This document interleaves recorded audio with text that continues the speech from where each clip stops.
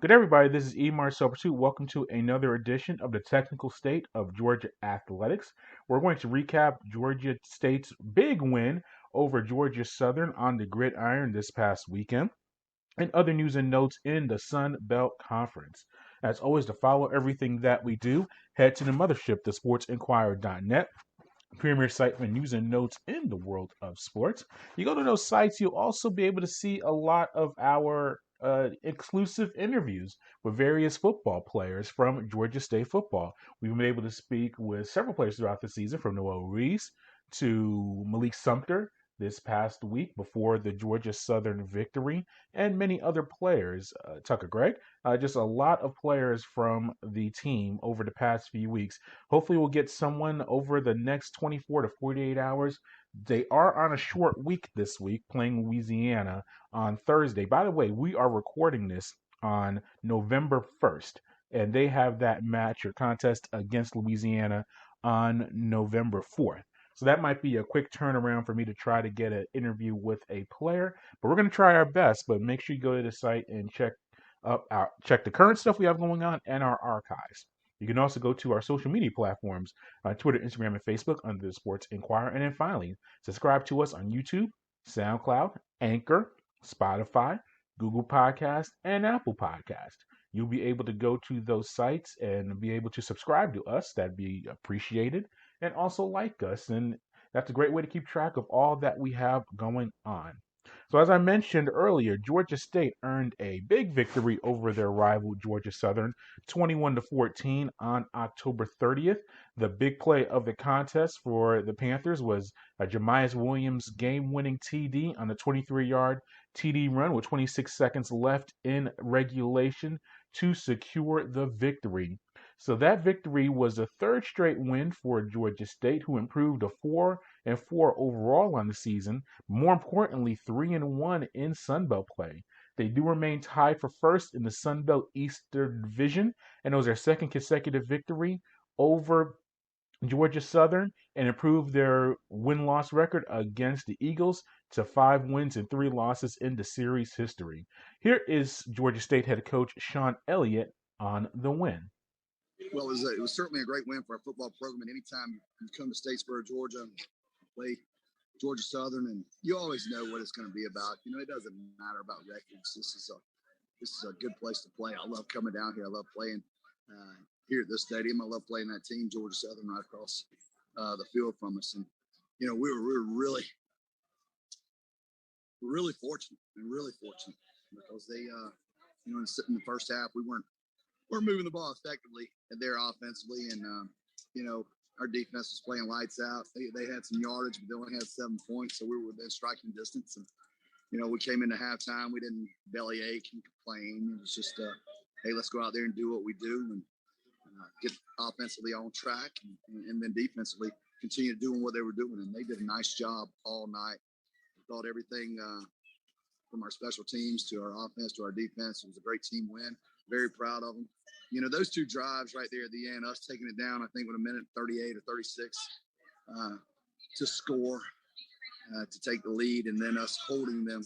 You know, we'd have liked to held them a lot earlier in that drive, but to see it come down with 2 seconds to go against your rival or our rival, you know, it's just great to see. I'm really proud of the football team. You know, I love coaching football, and I love what this game's about. And that game right there was one of the great ones. Yeah, very close contest from beginning to end. Georgia State trailed 7-0 at halftime and finally got on the board in the third quarter with a drive that was set up by a turnover. Georgia Southern drove the ball into Georgia State territory. However, Chris Moore was able to intercept a pass from Tomlin, the Georgia Southern quarterback, at the 1-yard line and returned the ball to the Georgia Southern 31-yard line. Granger was able to hit tight end Roger Carter with a 29-yard completion down the left sideline to the 2-yard line on the possession.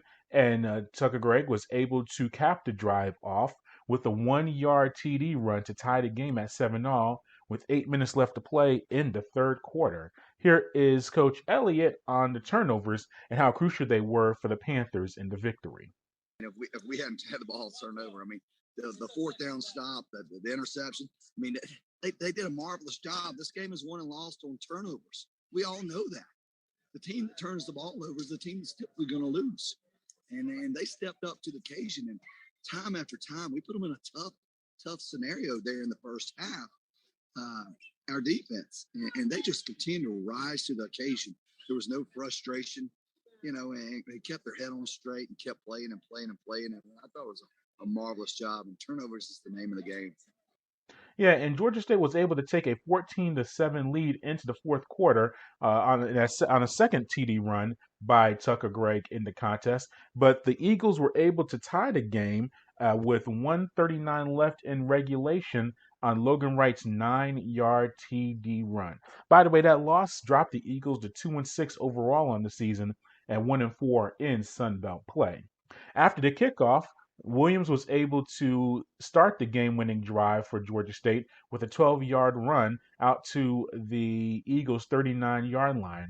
After a pair of long scrambles by Georgia State quarterback running the ball, Darren Granger, the ball was able to be at Georgia Southern's 23-yard line, and subsequently, Williams was able to finish the job with that TD, as I mentioned, with less than a minute remaining in the contest. Here is Shawn Elliott on that final drive and the team's approach to that drive. As soon as we got the ball back, Coach Glenn said, "Hey, what you want to do?" I was like, "What do you mean? What I want to do?" Minute 38, I think, is a long time in this day and age of football, and there was no question. I thought we had the offensive team to go take it down the field and score. So as soon as he asked the question, I was like, "We're going to score." We weren't gonna play for overtime. I mean, we play to win. I'm one of those guys. I just, a couple of years back at Texas State, I left it on the 1-yard line and went to overtime and lost a game. And, I'm not ever tasting that sour again, that taste. So we were ready to go. And our offense, they believed we could go score. That was the great thing about it. Yeah, and Coach Elliott has spoken throughout the season of not wanting to play for ties, even in the red zone, going for touchdowns instead of field goals, wanting to score as many touchdowns as possible. And he mentioned a few years ago playing at that Texas State contest where they did play for the tie and play for overtime in San Marcos and ultimately lost that contest to Texas State. He doesn't want to go through that again, as he mentioned. So they were very aggressive on that final drive. Here is Jamyest Williams on that winning touchdown. Well, that I can think of, I think it is, and I think that's probably one of the most exciting ones I ever had. If it wasn't my first, man, it was just a really good coming down and do that at the end of the game in that environment. It was just a blessing, man. It was just a blessing. Yeah, so very good job by Georgia State getting that game-winning touchdown. Now, the defense of the Panthers did have to stand up to a drive for the Eagles, and the Eagles were able to get the ball all the way down to the 21-yard line with 2 seconds left in the contest. But Jashawn Taylor was able to sack Justin Tomlin on the final play of the contest to secure that victory for Georgia State. Some offensive superlatives or highlights for the Panthers. Williams finished the contest with 97 rushing yards, and Tucker Gregg had those 87 rushing yards and those TD runs. Granger passed for 141 yards and rushed for 31 yards to finish with a grand total of 172 total yards in the contest.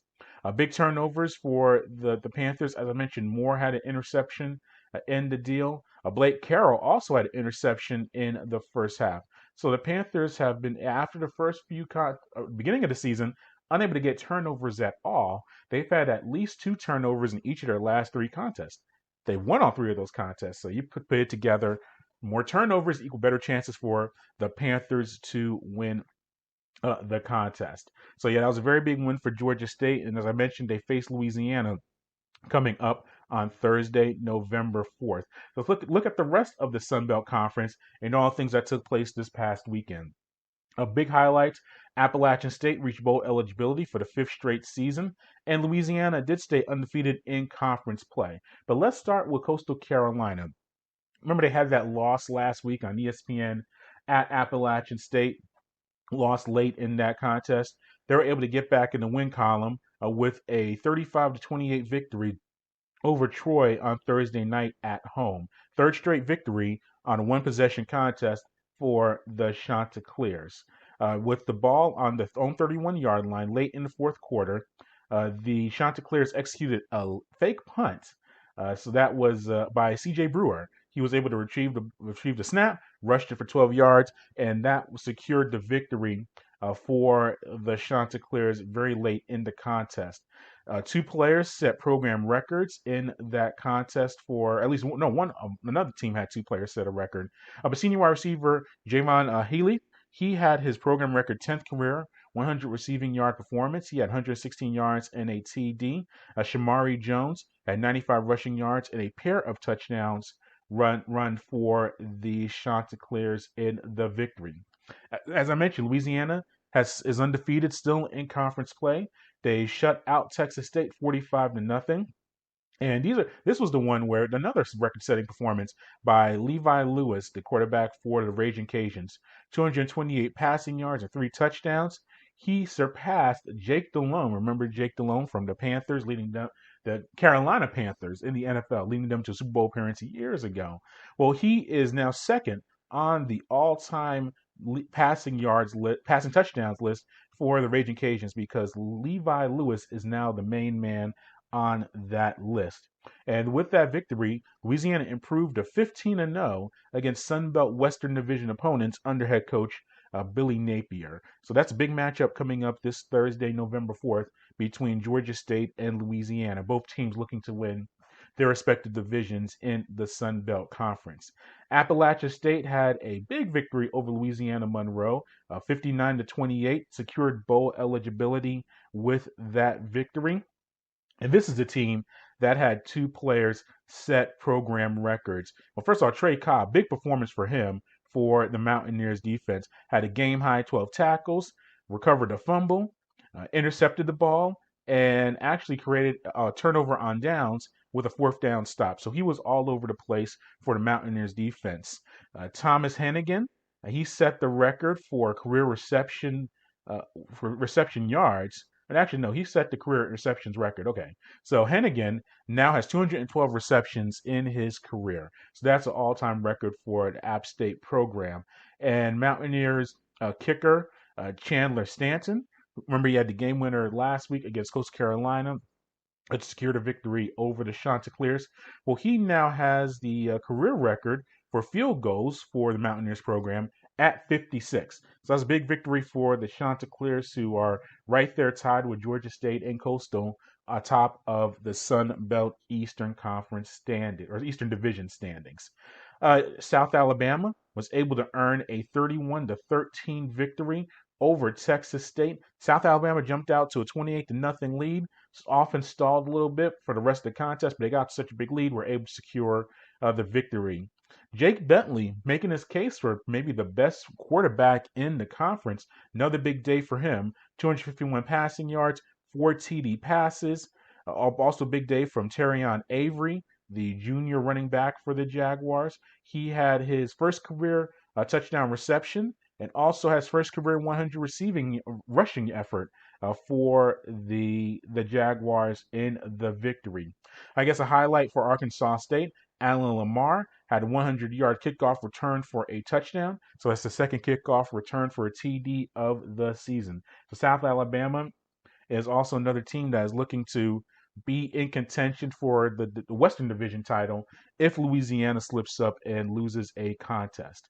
And that concludes this edition of the Technical State of Georgia Athletics, the Georgia State / Sunbelt Division edition of the show. Thanks for listening, and as always, go to the mothership, to sportsinquirer.net, premier site for news and notes in the world of sports. You can also go to our social media platforms on Twitter, Instagram, and Facebook under the Sports Inquirer. And then finally, subscribe to us on YouTube, SoundCloud, Anchor, Spotify, Google Podcasts, and Apple Podcasts. Do a search for us on there. Like us, subscribe to us, and that is a great way to keep track of all that we have going on. Until next time, good fight, good night, and be safe.